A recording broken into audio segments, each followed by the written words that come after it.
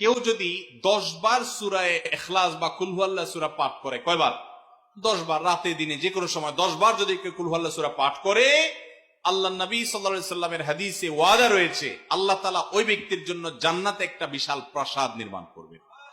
দুনিয়ার কোনো প্রাসাদ না ভাই, পামজমারার প্রাসাদ না ভাই, এটা কোনো দুবাই বা পৃথিবীর কোনো গুরুত্বপূর্ণ জায়গার লোভনীয় কোনো আকর্ষণীয় কোনো জায়গার প্রাসাদ না ভাই, জান্নাতের প্রাসাদ।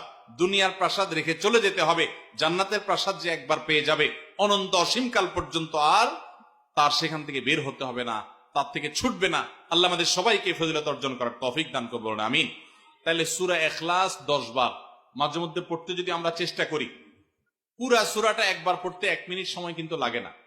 কুল হুয়াল্লাহু আহাদ আল্লাহুস সামাদ লাম ইয়ালিদ ওয়া লাম ইউলাদ ওয়া লাম ইয়াকুল লাহু কুফুয়ান আহাদ। কয় সেকেন্ড সময় লাগছে? 20 সেকেন্ড, 25 সেকেন্ড। আপনি চাইলে 1 মিনিটে 3 বার কুল হুয়াল্লাহ সূরা পড়তে পারেন, তার মানে 1 মিনিটে পুরো কোরআন খতম দেওয়ার সওয়াব আপনি লাভ করতে পারেন। তাহলে অবসর সময়গুলোতে আমরা, মুখস্থ তো সবারই আছে, পড়ার চেষ্টা করব না ইনশাআল্লাহ। আল্লাহ আমাদের সবাইকে তৌফিক দান করুন।